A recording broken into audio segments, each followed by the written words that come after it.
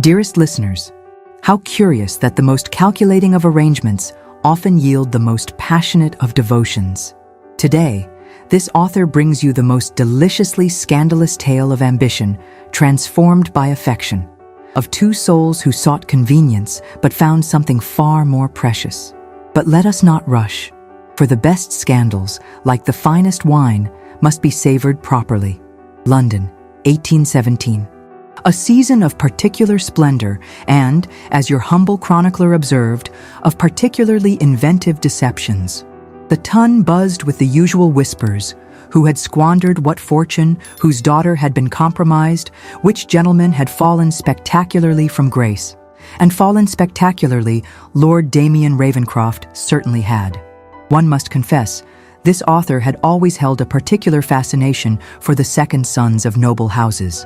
Neither burdened with direct inheritance nor entirely free of expectation, they occupied that most interesting of societal positions: privilege without purpose. Lord Damien, however, had found his purpose at the gaming tables of White's, where fortunes rose and fell with each turn of a card. This author has it on good authority that Lord Damien's latest catastrophic loss involved not merely money, but the deed to his modest country estate, the last vestige of his inheritance. The whispers at Almack's suggested he had staggered from the club at dawn, his cravat askew, his eyes hollow with the particular emptiness that comes when one has nothing left to wager. Lady Jersey pronounced him a rake of the highest order, with that particular curl of her lip that signaled the death knell of one's social standing. This author noticed how the mothers of debutantes pulled their daughters closer whenever Lord Damien entered a room, as if destitution might be contagious. Across town, in a townhouse of understated elegance on Grosvenor Square, another social pariah prepared for the evening's entertainments. Lady Vivian Ashbridge, widow of the late and little lamented Baron Ashbridge, had emerged from her period of mourning only to find herself the subject of whispers far more damaging than mere financial ruin. Would you believe, dearest listeners, that despite her impeccable lineage and considerable fortune, Lady Vivian found herself excluded from the most prestigious drawing rooms? The rumors that she had taken a lover while her elderly husband still drew breath had spread with the particular efficiency reserved for scandals involving beautiful women of independent means. This author observed Lady Vivian at the Hartley Musicale last Tuesday, her spine straight as a rapier, her eyes revealing nothing as matrons whispered behind fans. One could only admire such composure. What the gossips did not know, but this author did, was that beneath her serene exterior, Lady Vivian harbored a growing desperation. The late Baron's creditors circled like vultures, and without a husband's protection, even her considerable dowry might not shield her from their claims. What the babblers and gossips failed to comprehend, but this author, through her particular channels, had discovered, was that the late Baron, in his desperation, had used Lady Vivian's own dowry as collateral for his most imprudent loans, an act of dubious legality that now left her terribly exposed. Without a husband to champion her cause, the creditors smelled blood in the water. Her apparent wealth was a facade as fragile as spun sugar. One good rain would dissolve it entirely. Two souls, each with secrets they believed well concealed, each with a solution that would horrify polite society, if only polite society could read minds. How fortunate that your humble chronicler possesses just such an ability. The Duchess of Richmond's ball, not her grandest affair, but certainly her most interesting of the season. This author watched with particular delight as Lord Damien arrived precisely at the fashionable hour, his appearance immaculate despite his circumstances. One must admire a gentleman who maintains standards even as he contemplates matrimonial mercenary action.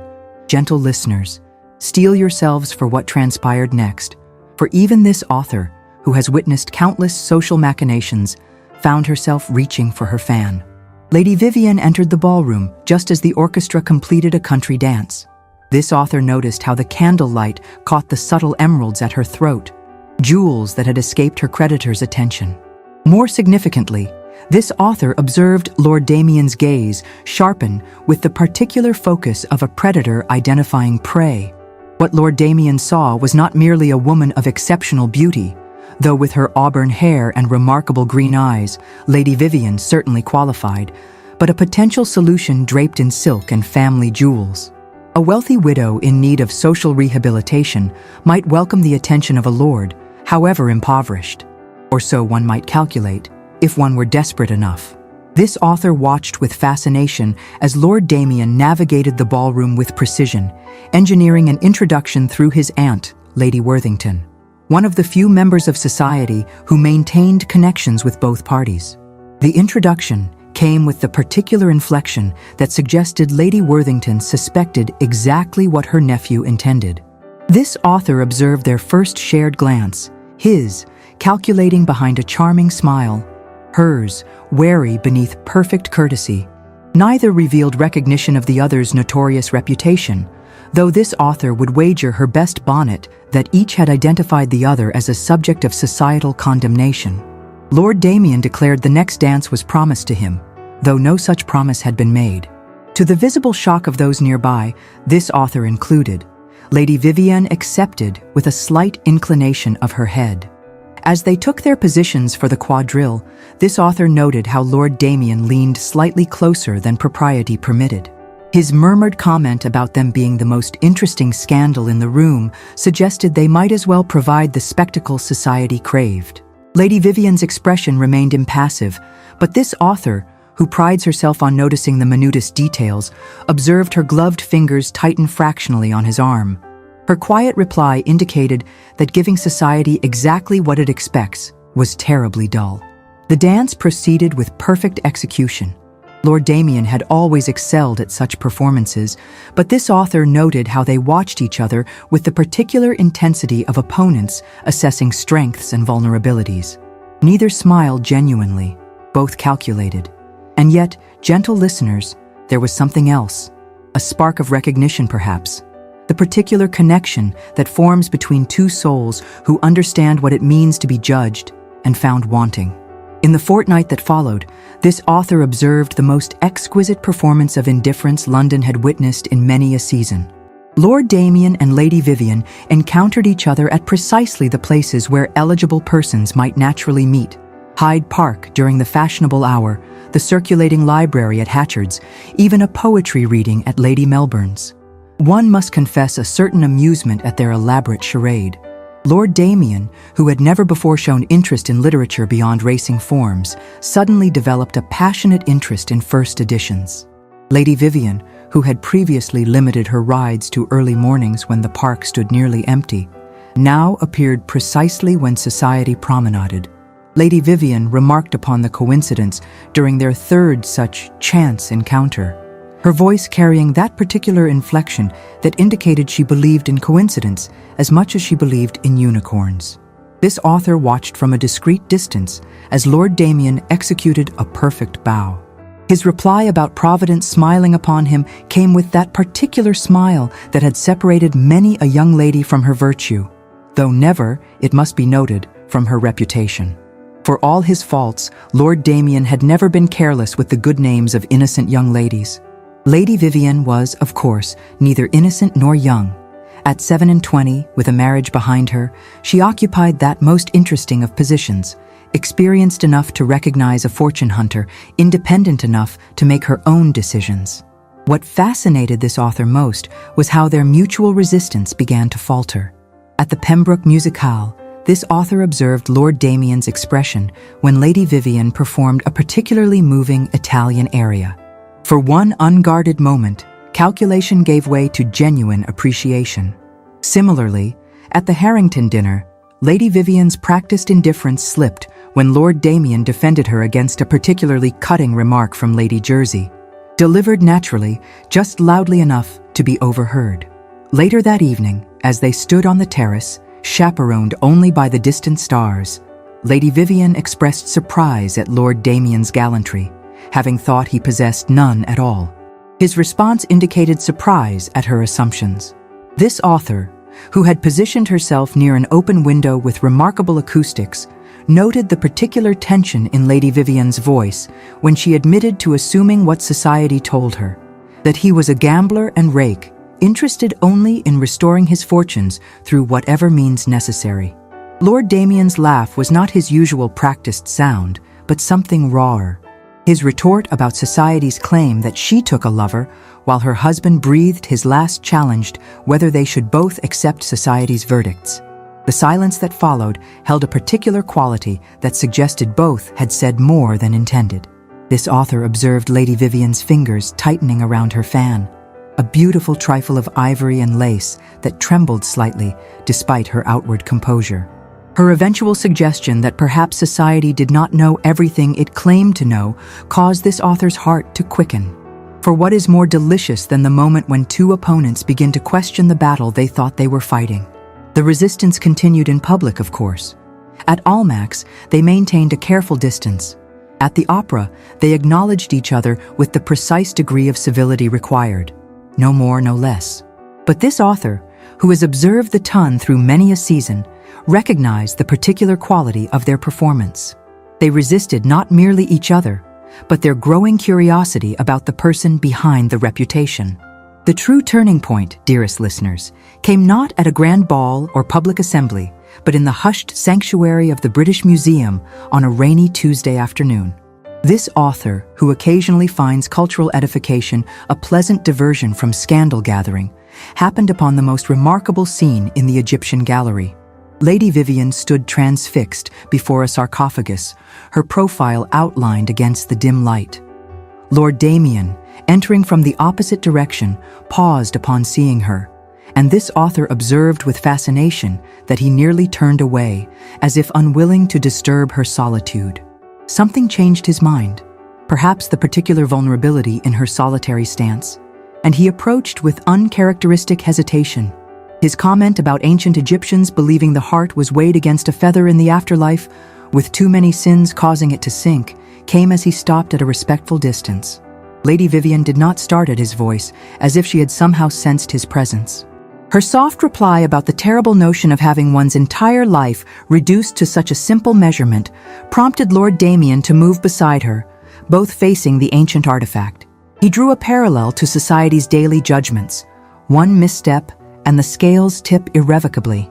This author, concealed behind a particularly massive stone column, observed a shift in their usual dynamic. Without an audience, save your humble chronicler, of course, they stood simply as a man and woman sharing a moment of reflection. Lady Vivian's whispered question about whether he truly gambled away everything caused Lord Damien's shoulders to stiffen, then relax on an exhaled breath. His admission came with none of his usual polish. Though he began to mention his brother's debts, he stopped abruptly. Lady Vivian turned to face him fully, questioning about his brother. Lord Damien explained with particular bitterness that the heir apparent cannot be seen to fail. Better the spare bear the scandal. His halting explanation revealed the truth. For years he had covered his brother's increasing debts, taking them upon himself to protect the family name and estate. His recent catastrophic loss had been a calculated sacrifice, the final payment to shield his brother from ruin. "My brother has promised to make things right," he confessed with a weariness that spoke of promises too often broken. "But a count's honor moves at its own pace. For now, society sees me as a ruined man." Oh, gentle listeners, this author nearly gasped aloud at this revelation. To sacrifice one's reputation to protect a brother, how terribly noble and terribly foolish. Lady Vivian was silent for a long moment. Then, with a decision visible in her bearing, she confessed she never took a lover. Lord Damien's gaze snapped to her face. She continued with steady voice despite her trembling hands, explaining that her husband died of apoplexy after discovering his steward had been embezzling for years. The steward spread the rumors to discredit any accusation she might make. This author observed the remarkable transformation in Lord Damien's expression. Shock giving way to outrage, then to a particular quality of respect that had nothing to do with social standing. His question about why she didn't expose the steward met with her explanation that the evidence died with her husband, and a lady fighting such accusations only lends them credibility. They stood in silence, the ancient Egyptian dead bearing witness to this exchange of truths. This author observed how they had unconsciously moved closer, their shoulders nearly touching. Lord Damien's observation that they were neither of them what society believed met with Lady Vivian's agreement that they were merely its convenient villains. What happened next, dearest listeners, might seem inconsequential to those who measure intimacy only in physical terms. Their hands, both ungloved in the privacy of the museum gallery, brushed against each other. Neither acknowledged it, neither moved away. For the briefest moment, their fingers intertwined, then separated. This author, who prides herself on discerning the significance of such moments, recognized it for what it was: not a calculated move in a game of matrimonial chess, but an unplanned connection between two souls who had glimpsed behind each other's carefully constructed facades. They departed separately, maintaining their public performance of mere acquaintance. But this author knew, as surely as she knows the difference between Mechlin and Brussels lace, that everything had changed. If this author believed the path to understanding would proceed smoothly from that point, she was soon reminded of the particular talent society has for complicating matters of the heart. 3 days after their museum encounter, at Lady Hertford's dinner party, disaster struck in the form of Lord Billingsley, a gentleman whose greatest talent lay in causing discomfort to others. This author watched with growing dismay as Lord Billingsley positioned himself between Lord Damien and Lady Vivian at the dinner table, a placement that seemed too deliberate to be coincidental. His remark to Lady Vivian about discussing with Lord Damien his remarkable streak of luck at the tables the previous night, describing it as quite the reversal of fortune, came with that particular smile that suggests malice disguised as pleasantry. This author observed Lady Vivian's face closely, the brief flash of confusion followed by the particular stillness that suggests one is restraining stronger emotion. Lord Damien's expression revealed nothing, but this author noted the slight whitening of his knuckles around his wineglass. His reply accused Billingsley of exaggeration, claiming it was a modest evening, nothing more. Lord Billingsley laughed with performative delight, declaring it absurd to call modest an evening when a man wins enough to purchase back his family estate in a single night. Gentle listeners, steel yourselves for what happened next. This author watched as Lady Vivian's gaze locked with Lord Damien's across the table, a look of such profound disappointment that even this jaded chronicler felt its impact. The misunderstanding bloomed like a poisonous flower. To Lady Vivian, it appeared that Lord Damien had been playing a role with her, that his financial ruin had been exaggerated, his confidences false. To those observing, including, regrettably, your humble chronicler, it seemed the natural conclusion. What no one at the table knew, what this author would only discover later through her particular network of informants, was that Lord Damien had indeed experienced a remarkable reversal of fortune, but not through gambling. His brother, the Earl, had finally acknowledged his own debts and provided Lord Damien with the means to recover his property, the fulfillment of the very promise mentioned in the museum. A private family matter that Lord Damien, with his particular sense of loyalty, would never discuss publicly. In the days that followed, this author observed the most painful of social dances. Lady Vivian withdrew entirely, declining invitations where Lord Damien might appear. Lord Damien, in turn, sought her out with increasing desperation, only to be rebuffed by closed doors and returned correspondence. At the Harrington Ball, usually a highlight of the season, this author watched Lady Vivian refuse Lord Damien's request for a dance with a cut so direct that even Lady Jersey raised an approving eyebrow. Her glacial statement that she believed his luck had run its course carried a double meaning lost on most observers. But this author noted the particular anguish that flashed across Lord Damien's features before his social mask resumed its place. His quiet reply that luck had never been the force that interested him most preceded his dignified withdrawal, despite the whispers that followed. This author, who has witnessed countless social skirmishes, recognized the particular agony of two people who cannot find their way back to truth once mistrust has taken root. The greatest tragedy, dearest listeners, was that their separation suited certain parties perfectly. This author later discovered that Lord Billingsley had connections to Lady Vivian's late husband's steward, the very man who had spread the initial rumors about her. A tangled web indeed, and one designed to keep Lady Vivian isolated and vulnerable to the circling creditors.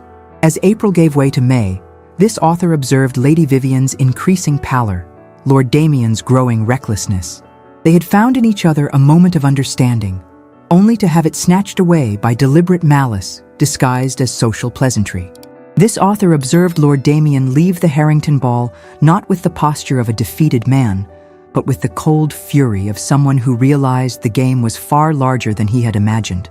His first stop was not his home, but rather the office of a certain solicitor known for his discretion and ability to unearth inconvenient truths. Lord Billingsley had made a fatal error. He had given Lord Damien an enemy to fight, rather than a love to mourn. But I digress. For the course of true understanding, like that of true love, cannot be permanently diverted by mere misunderstanding. Not when hearts have recognized their counterparts, however briefly. The turning point, dearest listeners, came at the Duchess of Devonshire's masquerade, an event of such magnificence that even this author, who has witnessed the grandest entertainments across 3 decades, found herself impressed by the spectacle. Lady Vivian arrived as Diana the Huntress, her mask of silver filigree concealing the upper half of her face, but doing nothing to disguise the particular elegance of her bearing. Lord Damien, in contrast, chose the guise of Hades, a choice that raised many an eyebrow, given the god's associations with wealth and the underworld. This author positioned herself strategically near the terrace doors, anticipating developments with the particular thrill that comes when one senses the wheels of fate beginning to turn. The anticipation was not misplaced. Lord Billingsley, costumed with predictable lack of imagination as Apollo, approached Lady Vivian with the confidence of a man who believes victory assured. This author, through means she shall not disclose, had learned of Lord Billingsley's intentions to offer Lady Vivian protection from her creditors in exchange for her hand, and more significantly, control of her fortune.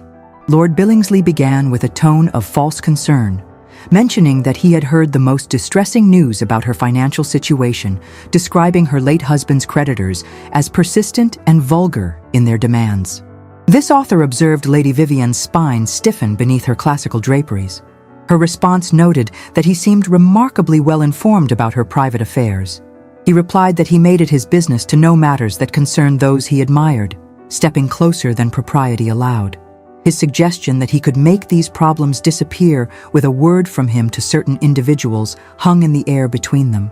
This author held her breath, wondering if Lady Vivian recognized the trap being laid, a trap that had been in preparation since before her husband's death. Before Lady Vivian could respond, a new voice entered the conversation. Not Lord Damien's, as this author had anticipated, but that of Mr. Harrison, a solicitor of considerable reputation who had arrived costumed, appropriately enough, as Justice. Mr. Harrison apologized for the interruption, explaining there was a matter of some urgency regarding her husband's estate. Lord Billingsley's expression darkened behind his golden mask as he insisted that surely business could wait until after the festivities. Mr. Harrison smiled thinly, suggesting that Lady Vivian would find this particular business most illuminating, especially as it concerned certain documents that had recently come into his possession, documents signed by one Thomas Finch. This author observed Lady Vivian's sharp intake of breath. Thomas Finch, the name of her husband's steward, the originator of the rumors that had damaged her reputation. Her whispered question about what documents met with Mr. Harrison's explanation of correspondence between Mr. Finch and... Here, Mr. Harrison paused with the particular dramatic timing that suggested he had been instructed in this revelation. Lord Billingsley. Gentle listeners, the tableau that formed in that moment. Lord Billingsley's face drained of color behind his mask. Lady Vivian's eyes widened with dawning comprehension. And from the shadows stepped Lord Damien, his Hades mask removed to reveal an expression of grim satisfaction. Lord Damien's remark on the curiosity of the same man who spread rumors about Lady Vivian being in regular correspondence with Billingsley came with deadly pleasantness. He noted it was almost as curious as Billingsley's knowledge of his gaming activities, given that Billingsley was nowhere near White's on the night in question.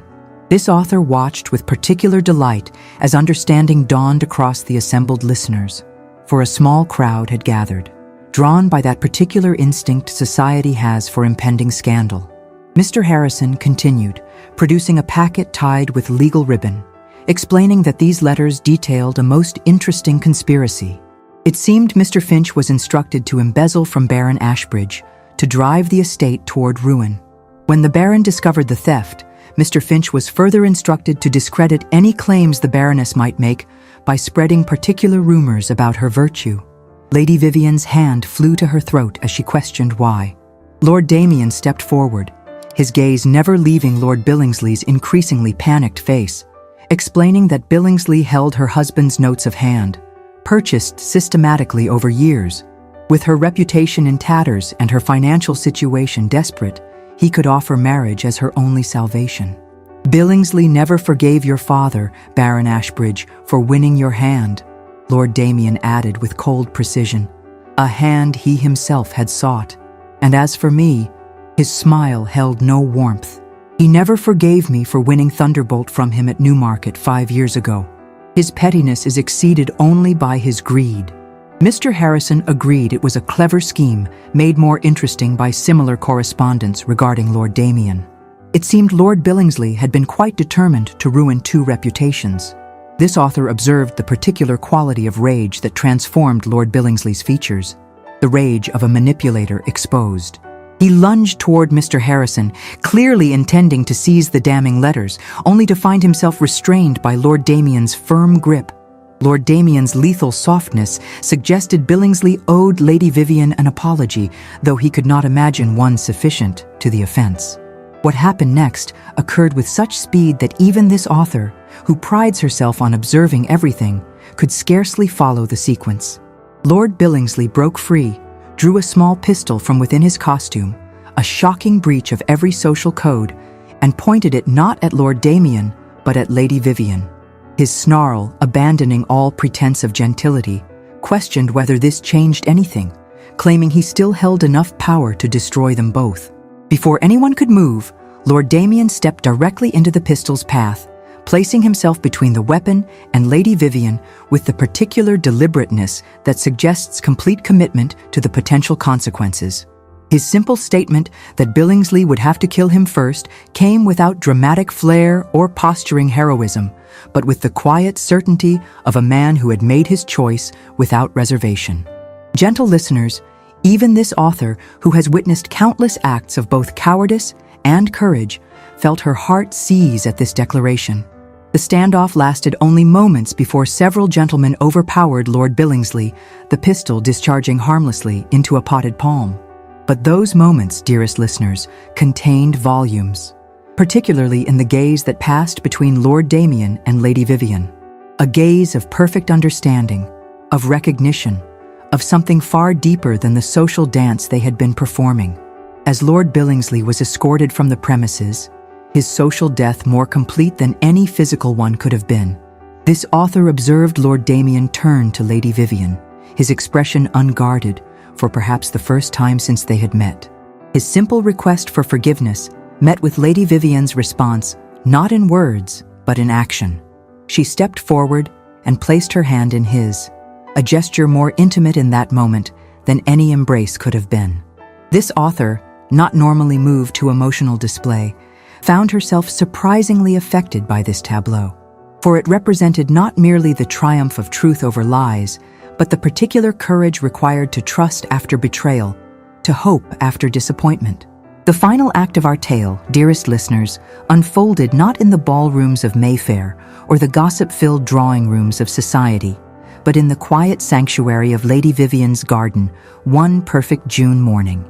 This author, invited to witness the private ceremony as one of a very select group, observed with particular satisfaction as Lord Damien and Lady Vivian exchanged vows beneath an arbor of climbing roses. One must confess that even this author, who has chronicled countless unions of convenience and calculation, found herself quite moved by the evident affection between the couple. They had chosen intimacy over spectacle, sincerity over show, a choice that spoke volumes about the journey they had traveled. The Dowager Countess of Matlock remarked upon their progression from expedience to devotion, dabbing suspiciously at her eyes in wonderment. This author naturally had thought it, or at least hoped for it. For what is more satisfying than witnessing 2 souls find in each other not what they sought, but what they truly needed? The scandal that had threatened to destroy them both had, in the end, proved their salvation. Lord Billingsley's disgrace was complete. He had fled to the continent, leaving behind a tangle of debts and broken schemes. The letters discovered by Lord Damien, for it was he who had traced the conspiracy to its source, had not only cleared Lady Vivian's name, but restored her financial security as her husband's creditors were revealed to be operating on fraudulent claims. Similarly, Lord Damien's reputation had undergone a remarkable rehabilitation. Society, which loves nothing more than a redemption narrative, save perhaps a fall from grace, had embraced him as a man misjudged. His brother, the Earl, had publicly acknowledged the sacrifices Lord Damien had made for the family honor, a revelation that transformed the Raquel into a figure of noble self-sacrifice in the eyes of the Tun. This author observed with particular pleasure how Lady Vivian's hand remained clasped in Lord Damien's throughout the wedding breakfast, not as a performance for their guests, but as if the connection between them had become as natural as breathing. Lord Damien confessed to this author as the celebration continued around them that he had sought a convenient solution and found instead the very thing he had convinced himself did not exist.